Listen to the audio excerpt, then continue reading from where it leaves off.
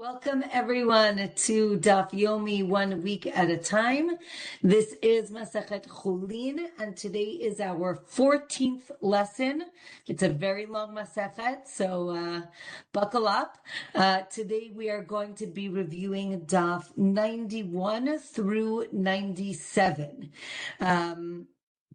Okay, so we are in the middle of speaking about ha-nasheh. Again, if you remember, ha-nasheh is the sciatic nerve, and we discussed last time that there's a difference of opinion whether it's only the right side of the right hind leg or also the left side. So Rabbi Yehuda says only the right side. He says it's only one thigh, and if it's only one, it's going to be the right one. So then the question is it because he's sure it's the right one, or he's not sure, but he's presuming it's the right one? So we're going to see if we can prove if he's sure or unsure about it. So we say that if you eat both thighs of the animal, meaning the right and the left, one opinion is you get 2 sets of lashes, right? Meaning you've transgressed 2 different prohibitions. Another opinion is only 1 set. Right, so then you would only get 1 set according to Rabbi Yehuda, because he must be sure that it's the right and not the left, right? But if there's a doubt, then actually you shouldn't get lashes at all, because if you remember, we've done this before. In order to get lashes, you need to get to be warned, what's called hatra'ah, and the only way to warn is if you're sure about something, right? Don't eat the right thigh, because that is ha-nasheh. If we're not sure, so then that's called a warning with a doubt, right? We're not sure. Again, if we're not sure, then that warning wouldn't be enough to give the person lashes.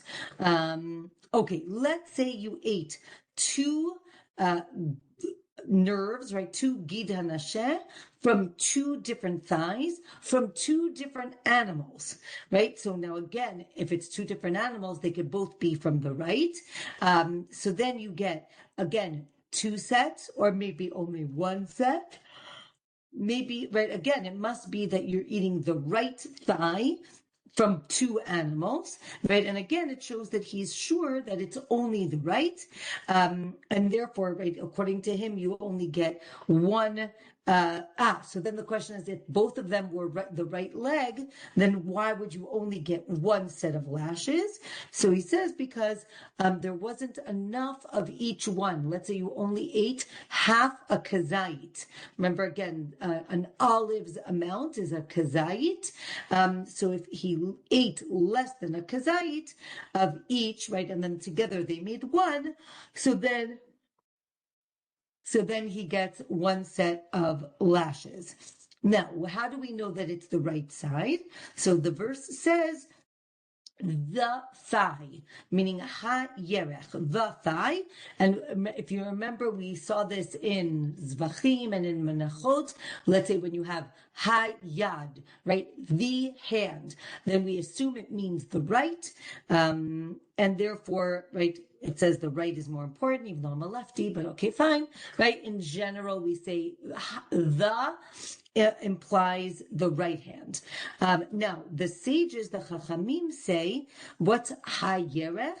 It means the whole thigh, which excludes the outer nerve. Remember, we said that the nerve, the sciatic nerve, branches off, and there's an inner one and an outer one. So you're only going to be liable for the inner one and not the outer one. We'll talk about that in a minute. Okay. Now, the Gemara wants to understand where this mitzvah comes from. So we know that it comes from Yaakov, Jacob, who was wrestling with the angel. Remember, all night he wrestles. So the Gemara says right? Yaakov was wrestling with the angels.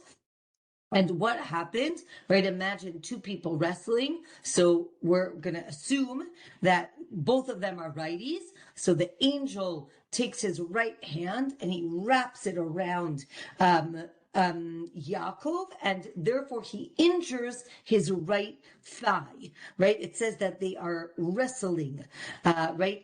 Of ku, there's a ma'avak, they're wrestling. So now let's discuss, right? So the Gemara says that the angel looked like an idolater, and because he looked like an idolater and Yaakov was walking next to him, right? It says that you should always walk on the left side of an idolater. Why? Right, you should be right. He should be on your right side, right, the left side of the person. It's your right side, because right, if he tries to kill you, you can stop him with your right hand, right? And if that's the case, let's say they were walking next to each other, so then the right thigh would be right next to the angel, and therefore that shows that the right thigh was the one that was injured, or maybe the opposite. Maybe the angel looked like a sage, like a Talmid Chacham. And if that's the case, you should always stand to the left of the Talmid Chacham. Or another opinion, right? The Chachamim say that the angel actually attacked from behind. And if he attacked from behind, he actually had access to both legs. And therefore, according to Chachamim, it's both legs that are part of this prohibition. Okay, it says Gid ha-nasheh. Nasheh means displaced, or another way is nasha. It like jumped or moved. So it says that Hashem, right, God sent something, and then this prohibition spread to all of the Jewish people.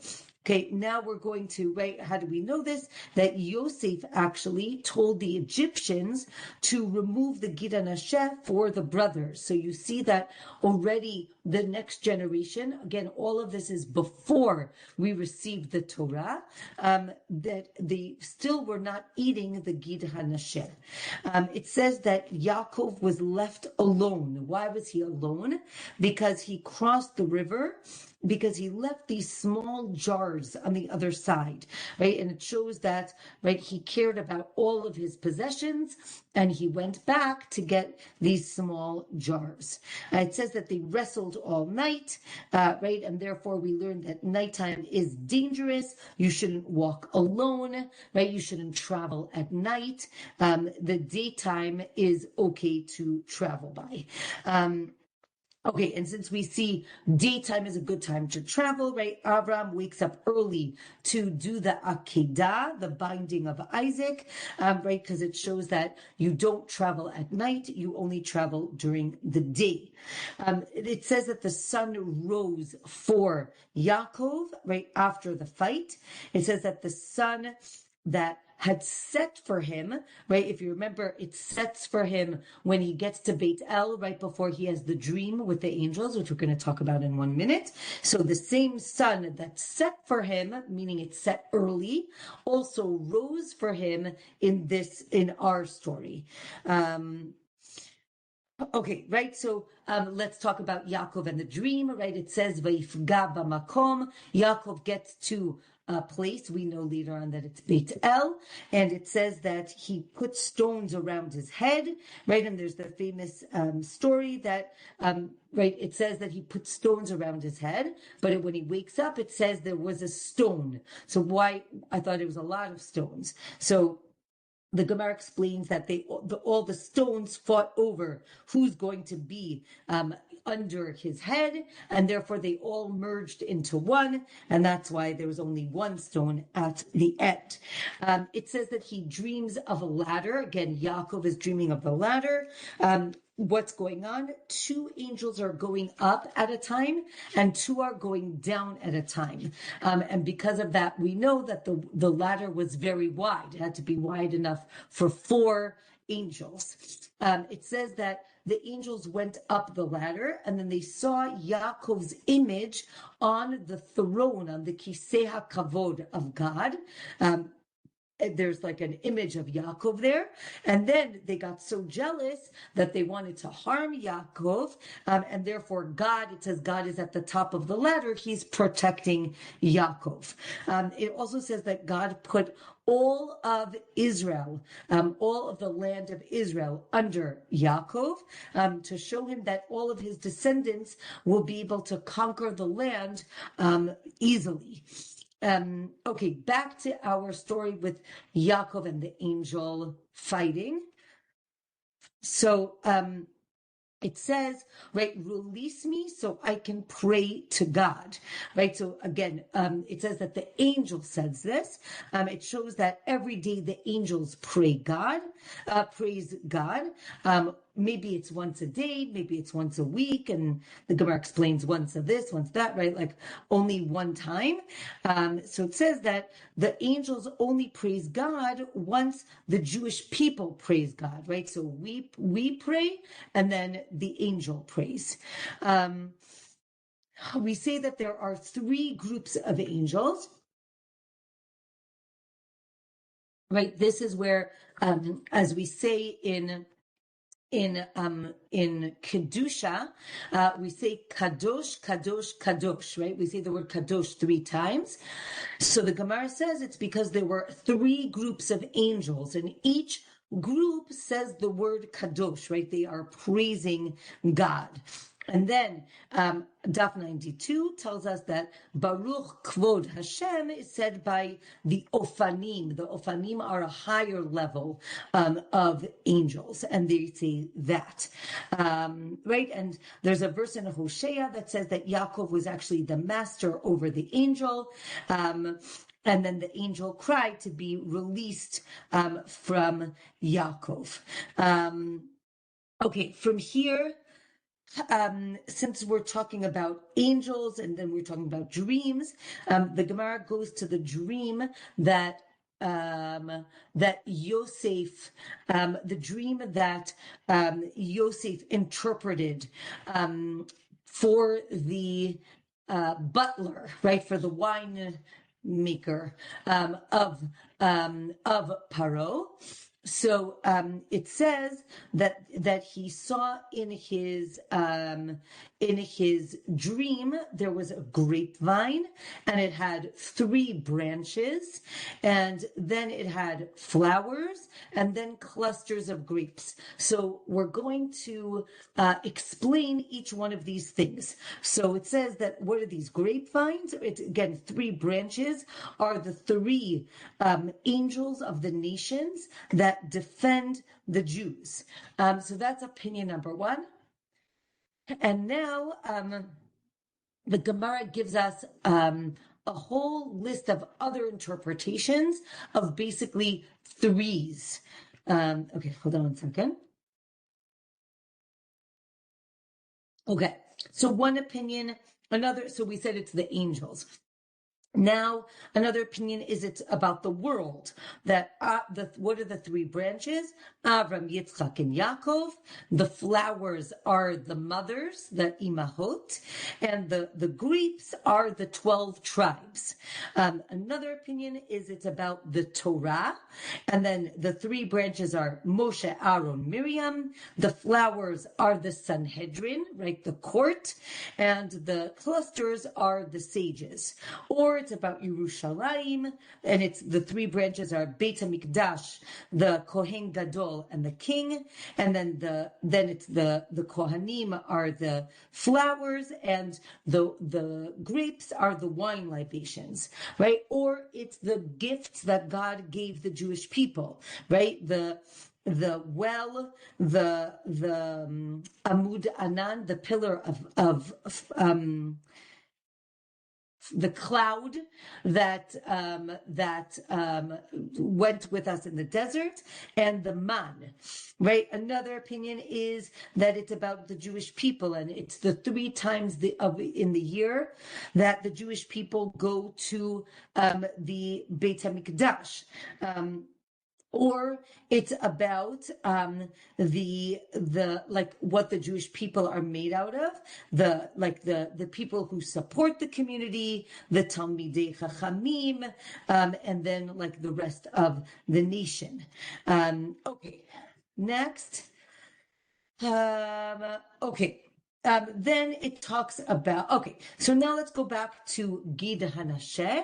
We say that birds, they do have a sciatic nerve, but their thigh bone isn't rounded, and therefore there's no prohibition to eat the nerve in a bird.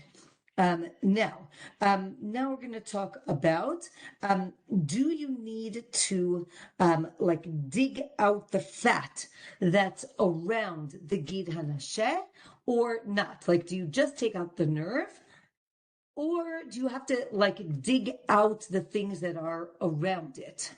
So it says that really, biblically, deoraita, just the nerve, just the Gid ha-nasheh is the prohibition.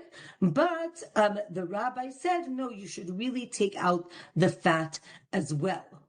Okay, or right again, biblically, maybe the only thing that's prohibited are the soft offshoots of the Gid ha-nasheh, because the actual Gid ha-nasheh is very hard, like wood, and therefore you can't eat it anyway, and then it's not a problem.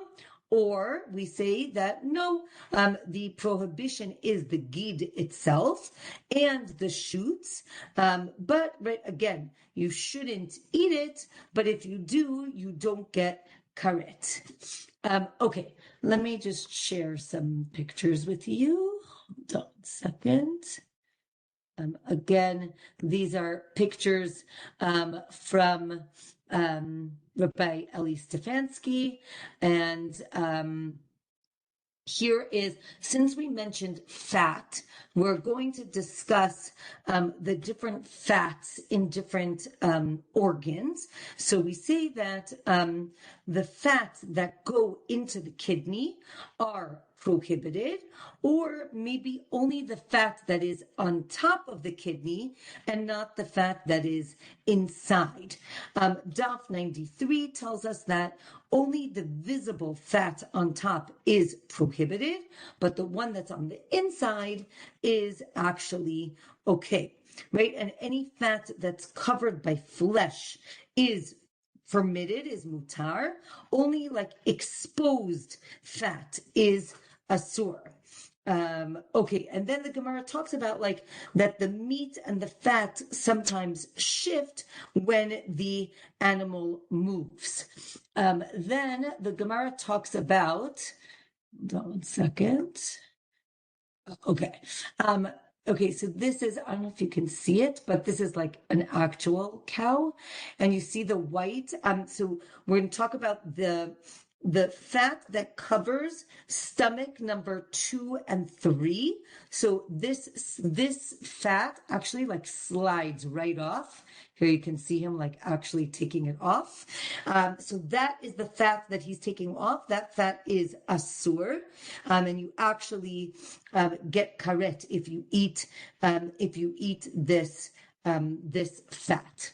Then the Gemara talks about the fat here, so you can see all the fats that are around all of these different areas. So the fat that is around the small intestines, you have to remove as well. And then the Gemara talks about this fat that has a membrane on it, and it has some blood vessels. And then the Gemara talks about, okay, here's our Gid ha-nasheh, the nerves. And then the Gemara talks about the fat that's on the spleen as well. That there's certain fats on the spleen that also need to be removed, right? So there's a membrane on top of the spleen, which is also asur. The one at the top of the spleen is problematic.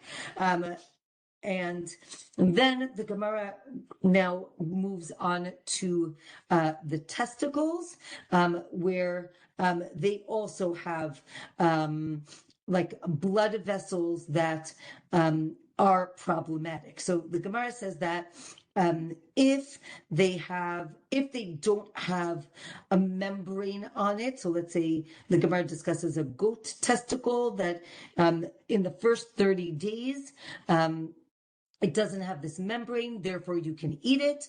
If it does have like red streaks in it, you cannot eat it. Again, those are the blood vessels. Again, let's say meat is red but from the blood. If you salt it, you can eat it.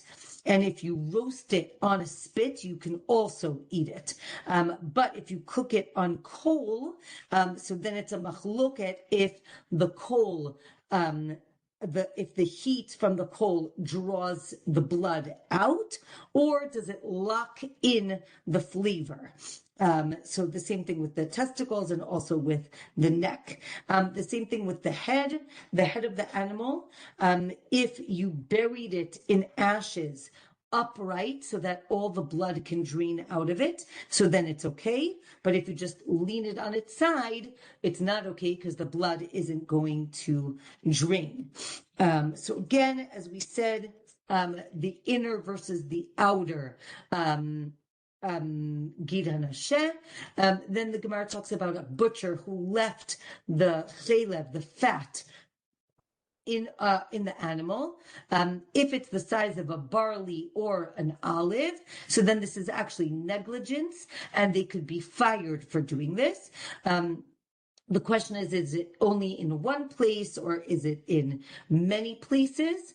Okay, hold on. We don't have any more pictures for now. Okay, then the Mishnah at the bottom of 93.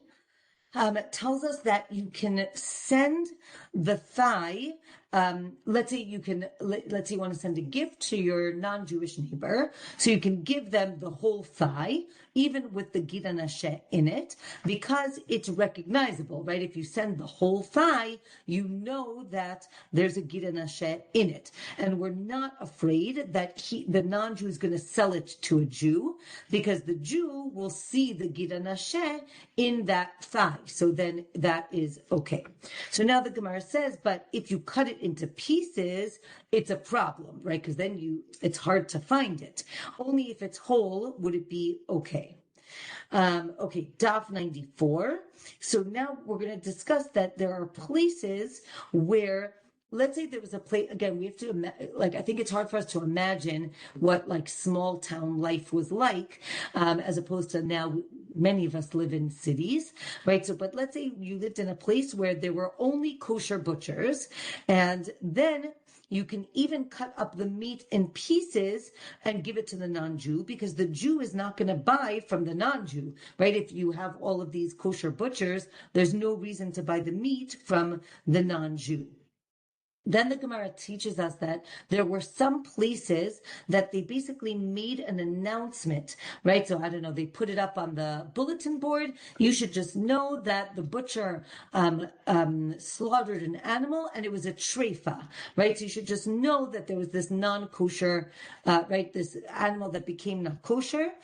So if they announce it, right, and then that would be okay, because then if they sell it or give it to the non-Jew, you know to be careful, because there was this meat that's going around town that is not necessarily kosher. Again, and you have to be careful because you're not allowed to mislead people. What's called geneivat da'at, which literally means stealing someone's, I don't know, knowledge or their dot, their understanding, right? So by misleading someone, it's not right. The Gemara says you can't even mislead a non-Jew, right? That's called geneivat, stealing someone's, knowing the truth, right? And therefore, right, you shouldn't offer to give someone a gift if you know they're not going to accept it. and right, or mislead them, right? Make them think you're giving them something very special when really you're not giving them something special at all. Also, since we're talking about like things to do, a guest shouldn't give their portion that they received from the host. They shouldn't give the piece that they got to the children of the host unless they get permission. And then there's this like terrible story where like the guest gave the child the portion, and then like everybody ended up dying. Like it's a really terrible story. Okay, now let's say we're sending gifts. So let's say you send the thigh to a Jew. So if you cut it up, so you need to remove the ha-nasheh, because if you cut it up, they don't know that you cut it, that you left the ha-nasheh in, and therefore you have to remove it. Okay, and also you should not sell a treifa meat, again, non-kosher meat, to a non-Jew, because it might be seen as tricking them, and maybe they're just going to go and think it's kosher and sell it to a Jew. Right? You shouldn't tell the non-Jew to buy meat for you, because he might either rob the butcher, or the butcher might think that it's for the non-Jew and give the non-Jew a non-kosher piece of meat. Again, sorry, I just want to make sure I'm clear. I don't mean a piece of pork. I mean a piece of beef, but again, it was a treifa. Let's say the shechita wasn't good, and therefore, because the Jews can't eat it, and it's still a good piece of meat, maybe the butcher will sell it to the non-Jew. Okay. Next, we said that they announce it. So what does it mean? They announce it, right? They say, right? Again, they put it on the bulletin board, or they send it on the WhatsApp, right? Meat has fallen to to them, meaning that the meat was given to the non-Jews, right? We don't call it a treifa, because then the non-Jews won't want to buy it, because they want high quality meat, and they might think that this is less than high quality. And it's not seen as misleading them, because they know that that they could eat this meat. Okay, Daf 95. There's this story of a butcher who was like, oh, if you would have been a better friend to me, I would have given you this really good piece of meat. And then the Jew says to him, oh, I already had a really good piece of meat. I got it from this non-Jew yesterday. And the butcher says, wait a minute, I sold that guy a treif meat, meaning not kosher meat, and you ate it from him, right? So if only we would have been better friends, or something like that. So because of this story, right, so again, the question is, do we trust the butcher or not? So Rebbe says if the meat in the city is all kosher, so then meat in the hands of a non-Jew is presumed kosher, right? You don't, again, if the non-Jew is now selling a Jew meat or offering them some meat, you don't have to assume that it's not okay. Again, only in a city where all the butchers are kosher, right? And they say that actually this butcher, right, that sold the treif meat to the non-Jew was actually very irresponsible and shouldn't have done that. Okay, now we're going to talk about meat that hasn't been supervised, meaning you need, the Gemara is going to say in a minute that in order to, if you want to eat meat, it needed to have been watched or supervised from the time it was slaughtered till the time you cook it, you eat it. We'll see in a minute what's going on, right? We are concerned that maybe the meat became switched, right? Maybe, someone switched your bag. Someone took out something that they shouldn't have. So now we get to a very famous concept in the Gemara, which is what's called the 9 stores, Tesha Chanuyot, right? We know, and we've seen this before.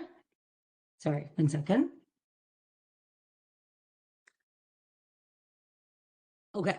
The case is there are 9 stores that are kosher butchers, and 1 store is not kosher. Now, if you went into a store and you came out with meat, and then you forgot which store you went into, so we say you cannot eat that meat because you could have gone into any store, right? But if you find a piece of meat on the floor, right in the middle of the street, I don't know why, okay, let's say in a bag.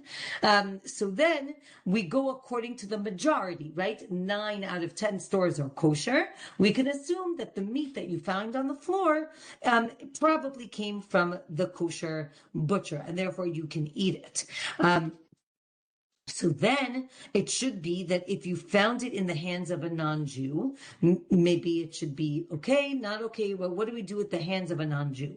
So if you find the meat in the city, so again, we go according to the majority. If not, you go according to the person who's holding it. If the person who's holding it is not Jewish, we assume it's not kosher, and vice versa. Okay, let's say you find meat outside of Jerusalem. If it's cut into whole limbs, so then we assume it's a nevela, right? Because most people don't discard an entire limb of an animal. But if you find it cut up into pieces, right, into steaks, so then we assume that it's kosher, because again, if you're in a place where there's only kosher butchers, we assume that it is kosher. Then the Gemara says, wait a minute, no, we don't assume it's kosher that you can eat it. We just assume it's not a nevela, and therefore it's not going to make you tameh, but you still shouldn't eat it. Now, we said that you have to watch the meat, or it needs to be sealed, right? Which is why when you buy from a kosher butcher, generally, it's packaged in a certain way. It has a seal.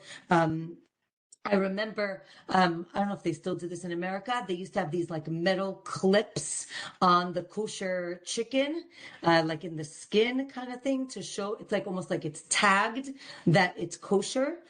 So again, it has to have some sort of symbol, that says that it is kosher. And again, you have to know that it's the same cut of meat, right? So, and the Gemara talks about Rav who traveled to see his son-in-law, and then the ferry came on time. And when it came on time, so Rav is like, oh, that's like a good omen. Like today's going to be a great day. So then he gets to the house and everybody comes to greet him. And he noticed, right, he saw that there was like meat hanging again in the courtyard or in the kitchen, and he notices that everybody leaves the house to give him a hug, but he's like watching the meat to make sure it stays, right? And he says, if I wouldn't have been watching it, you all would have eaten non-kosher meat, or you wouldn't have been able to eat this meat. So the Gemara says, wait a minute, and then it says that Rav didn't eat from it. So the Gemara says, why didn't he eat from it? You just said he watched it. So they say maybe because he practiced like divination, like this, the fact that he said it was a good omen, maybe he was like, oh, I shouldn't have done that, and therefore I'm not going to have any of this meat. But the truth is, it's not really divination, because he didn't say, if this happens, then this is going to happen, right? He just said, oh, it's a good sign. And the Gemara says that certain rabbis used to rely on these like signs or omens, but only when there was like a doubt, like should we do this or should we do that? And the Gemara talks about Rabbi Yochanan, who would make decisions based on asking a child to recite a verse, and whatever that verse was would kind of give him the answer that he was looking for. So, right, the Gemara gives an example of Rabbi Yochanan wanted to go visit Shmuel in Bavel. Again, Rabbi Yochanan is in Israel, and he wanted to go to Bavel. And then he asks this young child to give him a verse, and he says, the Navi Shmuel met, the prophet Shmuel died. So Rabbi Yochanan is like, oh, I guess he died, so I'm not going to go. So he doesn't go. And then the Gemara says, by the way, Shmuel didn't die, but God didn't want Rabbi Yochanan to travel very far, so he gave him a message that Shmuel died, but really Shmuel didn't die, which again I think is very interesting. I think what the Gemara is trying to say is God communicates to us in certain ways. They're not necessarily always 100% accurate, but it's the message that God wants us to have. Okay. If the meat is, let's say, tied together in a certain way, that's considered a siman, like a sign, and therefore you can eat that meat. And then the Gemara tells a story that it was Erev Yom Kippur, and the rabbis were walking on the road, and then this raven drops a piece of meat on the street. And then they say, oh, you can eat that meat because all the meat in this town is kosher, and everybody's preparing their food, so it must be that the ravens picked it up, from the barbecue of one person and dropped it here so you can eat it. So again, this idea of maybe there's like a switching of meat, right? And, if you recognize the meat, then you can eat it. I'll just say that recently I was somewhere and like in an open park area, and I stepped away from my bag and I turned around and there literally was a raven taking something like food out of the bag and then left the tissue, it was in a napkin. It left the napkin and took the food and left. So these things actually do happen. He didn't leave me anything in return. But I think this idea that, these birds can switch things and you never know. I will relay a story that my friend told when I was giving the shiur. So she said that there's this story, again, I don't remember who it was, where this Jewish man was on a plane and he got a kosher meal, and then he goes to the bathroom and he comes back, right? And because of this Gemara, he says to himself, oh, I can't eat my meat because I guess it was already open, or I guess it was open, so it wasn't sealed. And he says, oh, I can't eat it because I didn't watch. And then the guy next to him says, why aren't you eating? And he explains, and he says, oh, that's fascinating because I always wanted to taste what kosher food tastes like, so I actually switched the meal when you went to the bathroom. So again, it's interesting to read these things in the Gemara, and then understand that these things actually do happen. Again, I don't know if they happen every day, but they actually do happen. Okay, then we talked about having a siman, a sign. The next thing the Gemara talks about is if you recognize the meat, you can eat it. Meaning, oh yeah, I remember it had a piece of fat that looked like this, or it was in the shape of a triangle, right? As long as you recognize that it's your piece of meat, that is okay, and you can eat it. Okay, sorry. Daf 96 on the Mishnah tells us that if you remove the ha-nasheh, again, we said you have to remove the whole thing, or maybe you can just remove part of it. If you eat a kazait, again, an olive amount of the ha-nasheh, you get 40 lashes. And if you eat the whole gid, even if it's less than a kazait, if it's small, you're still liable. And we said if you eat from the right leg and the left leg, you're liable twice, meaning 2 sets of lashes, or only 1 set of lashes. So now the Gemara is going to explain that. Okay.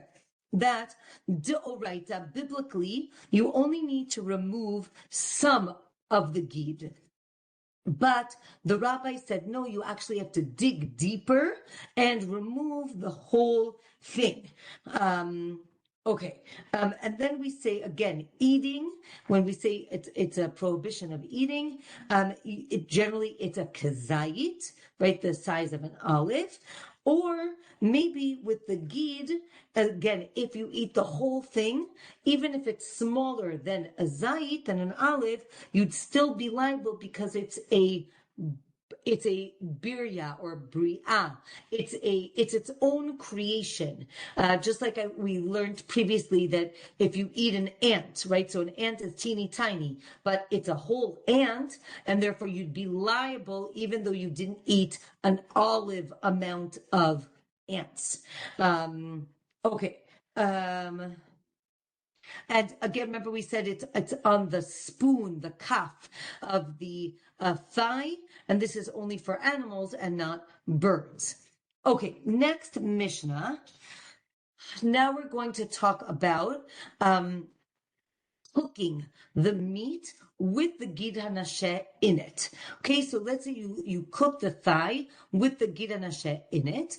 If it imparted flavor into the meat, right, this is called noten ta'am, right? If it gives flavor, so then it is forbidden, right? And the Gemara, we'll see later, but what does it mean it gives flavor? Because it doesn't really give flavor. Remember, we said like the ha-nasheh doesn't really have a flavor to it. So we're going to say that if the same amount, we're going to talk about like the volume. So if the volume of the ha-nasheh, if you would replace it with turnips and cook it with the meat, would the meat taste like turnips? If so, then it would be asur, right? And if not, then it would be okay, right? So you kind of substitute it with something with a strong flavor, and that's how you're going to determine. If the ha-nasheh was cooked with other gidim, right? Other, like, I guess, tendons or nerves, if you recognize it, so then the ha-nasheh, let's say it's longer or you know the shape, so you take it out, and then if whatever's left over has the flavor of it, so then it's okay. Sorry, if it has the flavor, it's not okay. If you don't recognize it, then everything is forbidden. The same thing with a piece of nevela or non-kosher fish. If it's cooked with kosher meat or fish, if you recognize it, you remove it. And if it could impart flavor, then it is asur. Okay. So the Gemara says, if the meat, right, we talked about cooking it, right? So presumably like in a pot.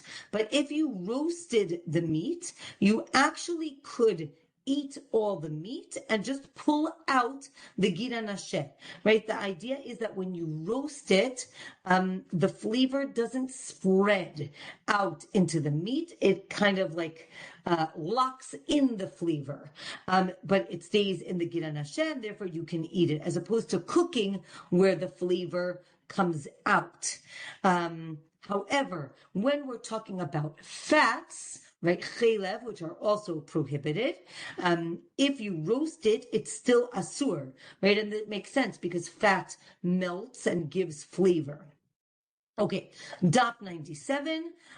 If there is a gid, but sorry, back to the fats. If you have like a young goat that's very lean, then even if you roasted it with the fat, you could still peel away the fat and eat the meat, because the idea is that if it's very lean, it doesn't have a lot of fat there, so that flavor is not going to spread all around. And let's say in the case of the kidney that we saw before, the fat is separate. It has like its own membrane. Therefore, you just remove the fat, and therefore it's okay. Okay, or maybe the case is where there was non-kosher fish with other fish or meat. So what do? You give it to a non-Jew to taste, and you say, do you taste this, again, this non-kosher fish in it? And if they can't taste it, so then you can eat the whole thing. let's say if you used a meat pot to cook milk in it. So now, obviously, you shouldn't do it. But if you can taste the meat, right? Like if the milk now tastes like meat, right? So then obviously it's asur. The same thing with truma, right? So again, if you mix truma again could only be eaten by a kohen, and you mix it with regular mundane food. So again, now you're going to have a kohen taste it because he can eat it, and if you taste that thing, so then it's asur. If you can't taste it, it's mutar. Okay, so now let's discuss what are we talking about. So let's do a few concepts, right? If we have what's called min b'she'eno b'mino, meaning you have two foods, they are different, right? So meat and I don't know, carrots, right? So if you have a stew with meat and carrots, it's very clear if the carrot tastes like meat or if the meat tastes like carrot, right? So those are two different things. Therefore, if it is something that you're not allowed to eat, so let's say milk and meat, you can ask a non-Jew to taste it. And if they don't taste the forbidden thing, so then you can eat it. If it's something that's permitted, like we said, truma for kohanim, so then you have the kohen taste it. The same thing, because again, you can taste the difference between meat and milk, meat and carrots. But what if it's min b'mino, right? I had two pieces of meat. One was, kosher and one was not. But again, beef and beef. I can't tell the difference, right? So tasting it doesn't help. So now we're going to go into the concept. In Hebrew, we say batel b'shishim or batel b'shishim, which means that prohibited things that are mixed with mutar things, with permissible things, if it's less than 1 in 60 parts, 1 part to 60, then it becomes nullified and you can eat it, right? So let's think, right? So if a drop of milk falls into a huge pot of chicken soup, we say, right, you'd be like, but really we say it becomes nullified. It's much less than a 60th, and therefore it becomes nullified and the soup is still okay. Okay, so now, the Gemara says that for the 60th, you count everything, meaning the soup, the sediment, the things that are at the bottom, the permissible meat, and even the pot. What does that mean, the pot? So either the volume of the pot walls, or maybe it means the flavor that the pot is going to impart onto your food. So the Gemara says, again, remember as we said before, let's say you have permitted food with prohibited food. We pretend that the asur food is actually like an onion or a leek, again, something that you will definitely taste, and therefore if you can taste it, it's a problem, and if you can't, again, so now the Gemara says that if it's ha-nasheh, so for ha-nasheh, it's nullified in 1 part in 60, and you do not count the gid itself. But let's say you have an udder. Oh, he actually had a good picture. Hold on a second. I'll show you the picture. Hold on. Okay. Second. Okay, here's our sciatic nerve. Here's the real sciatic nerve. Can you see that? Hold on. Here. Okay, so here's the sciatic nerve. Okay. Oh, here's the udder. Have a better picture? No. Oh, okay. Hold on, wait. Oh, it's not big. Okay, sorry about that.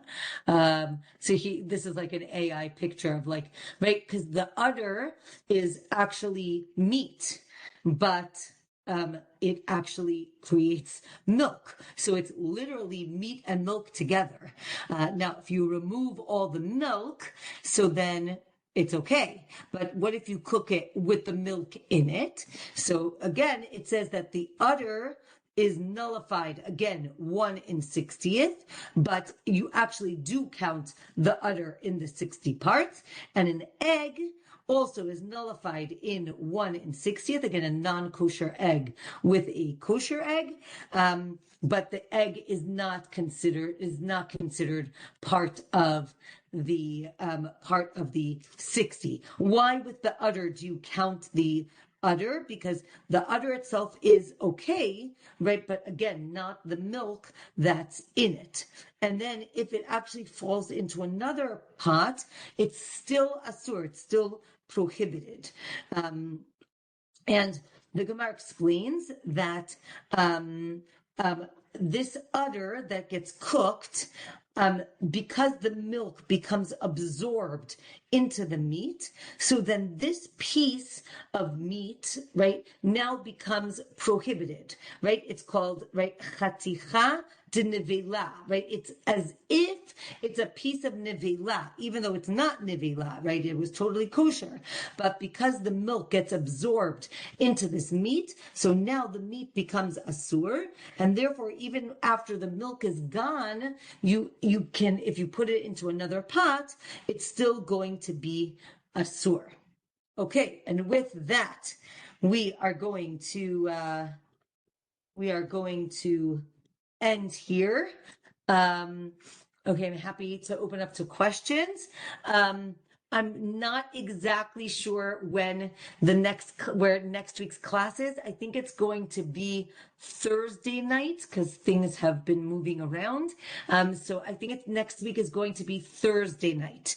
I will send an email, and sorry about the changes, but I will keep you posted. Okay, questions, comments? Yes. No?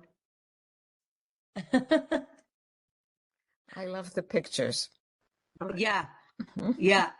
Again, at least Tell me, depends. I can't even formulate the question until you give me the name of the books in the Catholic Bible between the New and the Old. I can't pull it up right now. What are they? Come The on, what? someone knows. I You didn't know, hear you. between the New and the Old, there's a group of books in The the Catholic Apocrypha? Bible. What is it called? The Thank you. In the Apocrypha. Apocrypha, yeah, and it describes Hanukkah. And you were referring to the right side of the what is it called? Gidan or something. Yeah, that's the one. The That's Gid the sciatic ha-nasheh. nerve. Yeah. Yeah, and the first time, now, those books are older than I think, the Mishnah. Do you remember when it says after Maccabees get in, they say, now we can celebrate Ha Chag, Ha Chag. And do Okay. you remember which holiday it was? It was Sukkot. And it means, that holiday. And that's where I think the first time that shows up in something have you ever heard that? We do know that in the Gemara, Chag refers to Sukkot. When you Yeah. say Chag, it So, refers to Sukkot. But in the regular Bible, we have Ha a few times, like we said, Ha-yad, right? Or, right, the thumb, the earlobe. We and when have they it say through. Hayat, it's the right hand. Okay. So Correct, that's correct. definitely older than the other ones. Okay, I got it. Exactly. But that's an excellent, excellent example. A Yes, connection. excellent. Thank you. Yes. I made it. Okay. Other Questions, comments. So you were saying about the pictures. So again, it's from Merkaz Daf Yomi. They're amazing, and he has these people making AI pictures of everything, and it's really incredible. So he gets full credit. I just screenshotted it, but it really is excellent if you're looking for, especially in these dapim where you need to, when you see it, it makes it so much more powerful. So. Yeah. Thank you, Rabbanit. Okay, my pleasure. Wishing everyone a Shabbat Shalom. So And you see think you it's going to next be on week. Thursday, huh? You think it's Yeah, going to I be on? think next Thursday. Okay. Okay. Okay. All All right. right. Thank you, Bye-bye. Rabbanit. Thank you. Have a great day. Thank you. Bye-bye. Thank you. Bye-bye.